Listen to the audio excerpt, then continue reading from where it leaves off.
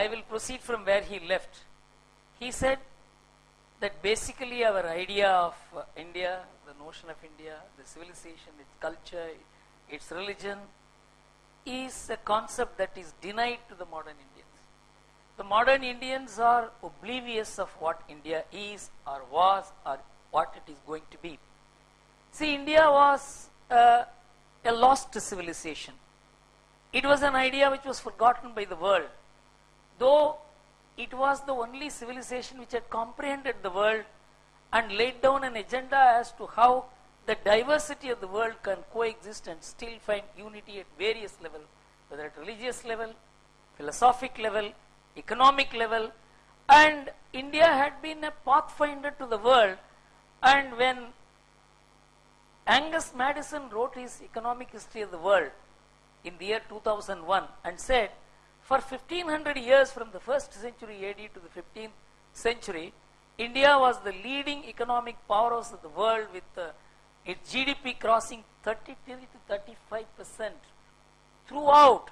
And in the 16th century, India lost out to China and again regained it in 17th century.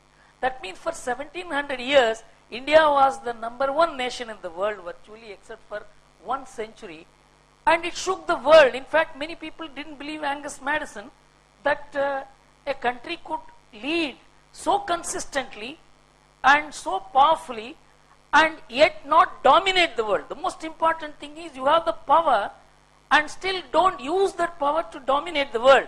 This is one civilization which never sent out a soldier to conquer anybody and to rule. And who said this? It is not Swami Vivekananda who said this on 9/11/1993.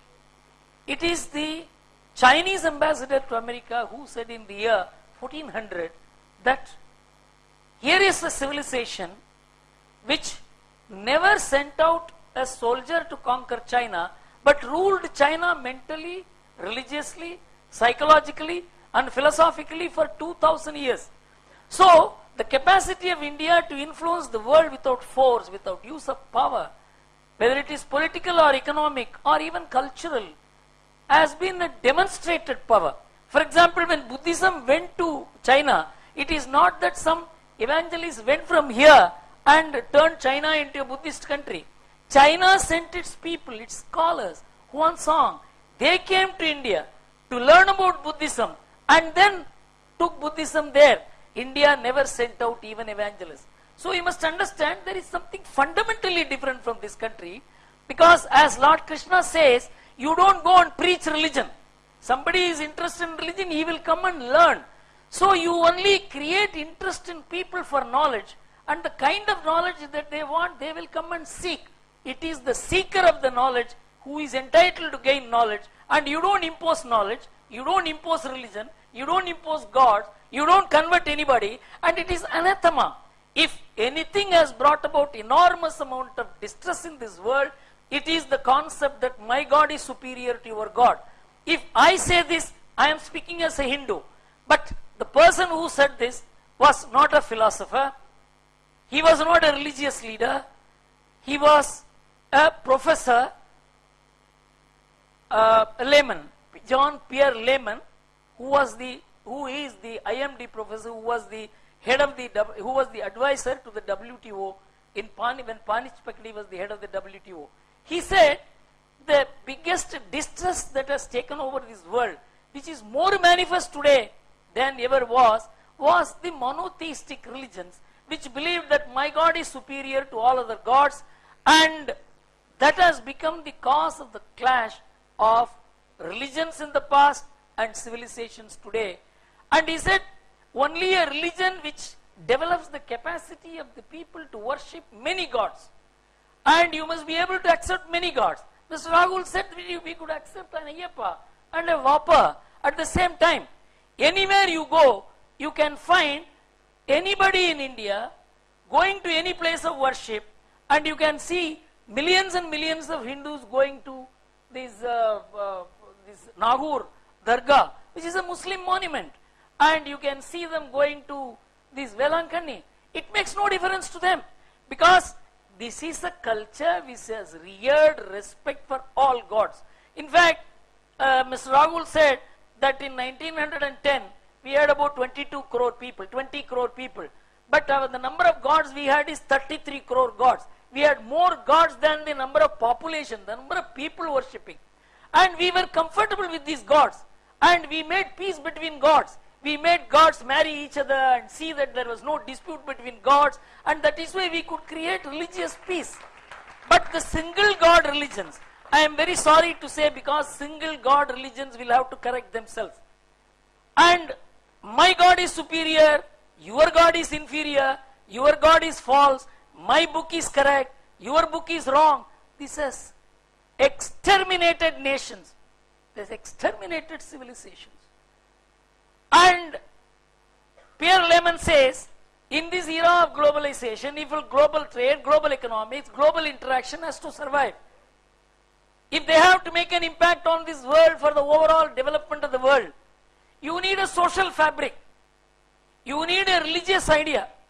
You need a philosophic platform on which you can make people work together, think together, despite all the differences. The capacity to digest differences. The capacity to overcome the effect of differences. The capacity to make people feel that there is a higher unity that is operating beyond all that one sees and feels. That is the way that our philosophers, our great saints and seers have shown. You know, one Christian scholar came to the Shringeri Shankaracharya, Chandrasekharendra Bharati. This conversation took place about 60 years ago. And he wanted to become a Hindu. And you can see there is a book printed of the dialogue between them. That man wants to become the Hindu. He says, don't become a Hindu. You be a good Christian. Your religion has enormous amount of capacity to lift you to the level of attaining God, seeing God, feeling God, attaining God. Why should you want to become a Hindu? This is the approach of this nation. You be truthful to your religion. You read your book well. You understand your people well. It is not that my book is superior unless you read my book. You are a kafir or you are a heathen. This is what has destroyed the world. If today there is a talk about civilizational clashes, if there is a talk about the world getting into more and more terror, it is because of two reasons. One, my religion is superior, my God is superior, and you have to accept it. And if you don't accept it, then we have a battle. Swami Vivekananda said in those days that whether your God is superior or my God is superior, let us have a boxing match to decide who is superior. And that has now become an issue of war. It has become an issue of terror. And there is another God called modernity. Modernity says, I am right, everybody else is wrong. You must dress like me, you must speak like me, you must read like me, you must speak in English like me. And if you don't do that, you are inferior.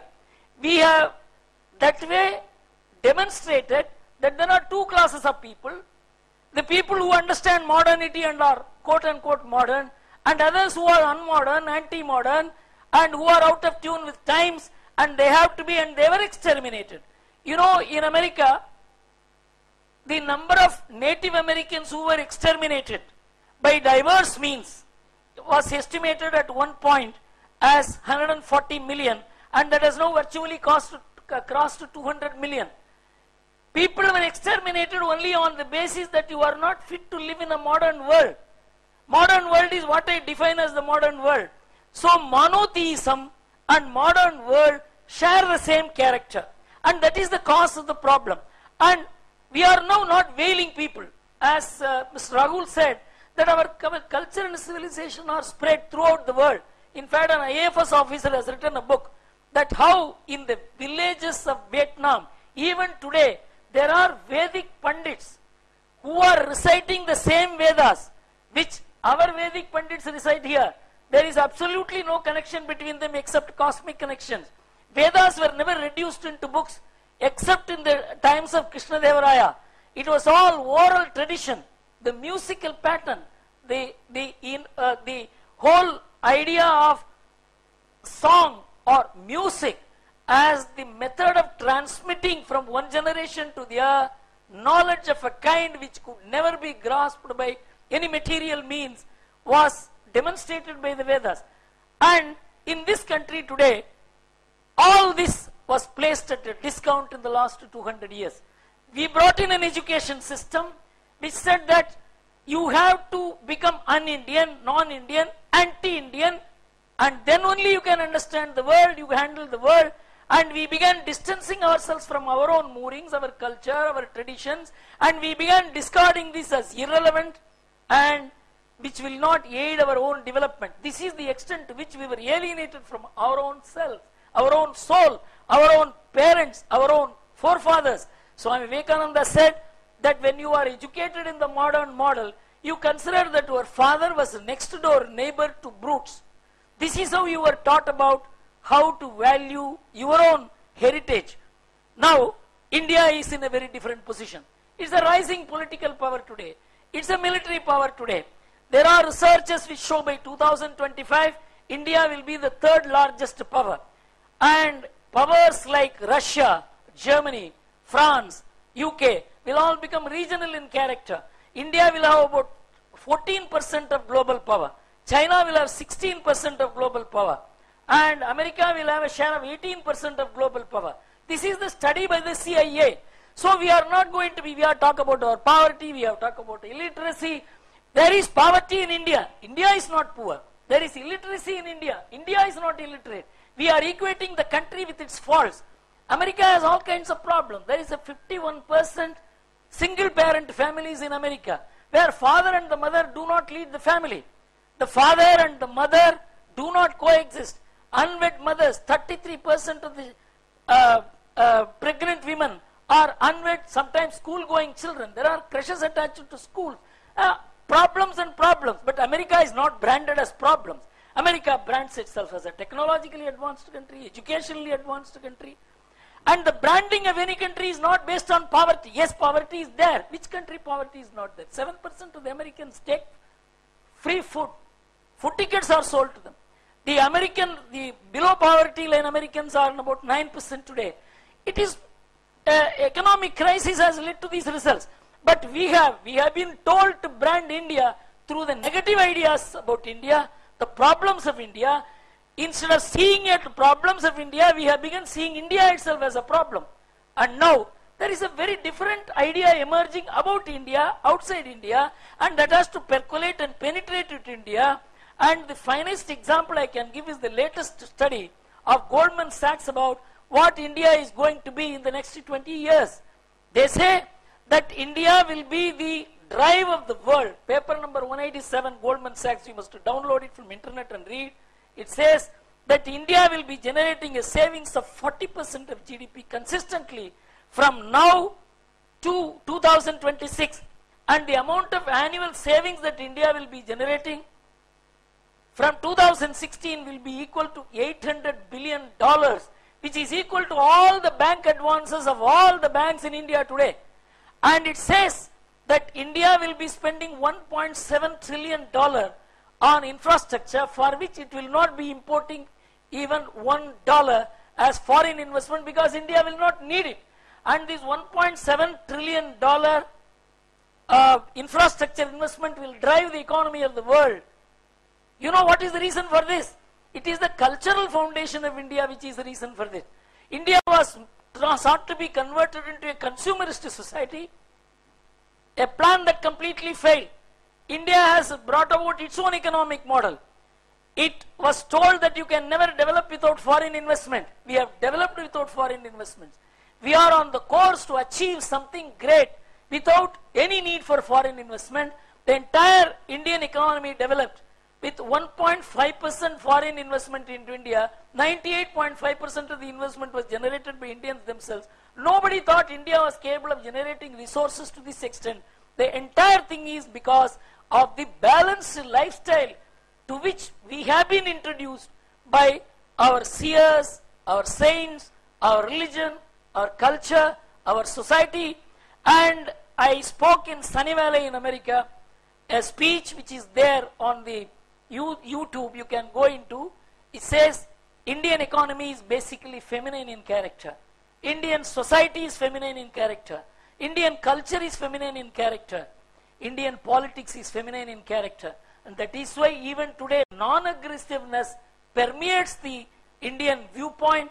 And that is why in India, we did not have a war model to destroy the world. One of the reasons which Rahul mentioned, that we did not dominate the world because we didn't develop even a regular army.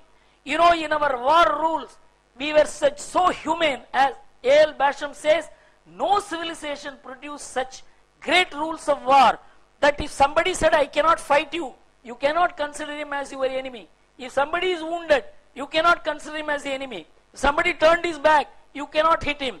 A man on the wars cannot fight with a man on the street. You know, these were all the noble rules of war. A king who won, he could not grab the kingdom of the other person. He has to restore him back. If that man doesn't want to take, you must find a cousin of him. If that person also doesn't want to take, you must go to the people and ask who will protect your culture, tell us, and that man will have to be appointed as the king. Such rules of war, such rules of statecraft, such rules of nation building existed nowhere. Between a barbarian culture which invaded us, barbarian army and politics which invaded us, with this kind of noble thoughts, noble methods, noble warfare, noble politics, you were nowhere. And so we lost because of nobility, and this we must understand. And we are in a position to demonstrate this nobility, make it a winner. And everybody thought noble and grand civilizations and sober civilizations will never succeed. Now there is a chance for India to prove that being noble, being good, being sober can be a winner, because we have been a winner for 1700 years in succession, and we lost out for 2 centuries for no fault of ours. Just because we were good, we lost out. And being good is going to be the most important claim to global leadership, and India is on way to becoming a global leader, and you are all going to be part of that India. We were part of the India we were demeaned, derided, debranded.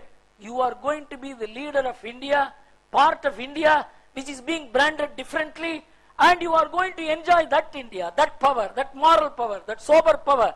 And I am extremely happy I am addressing the future Indians who are going to enjoy that power. Thank you very much.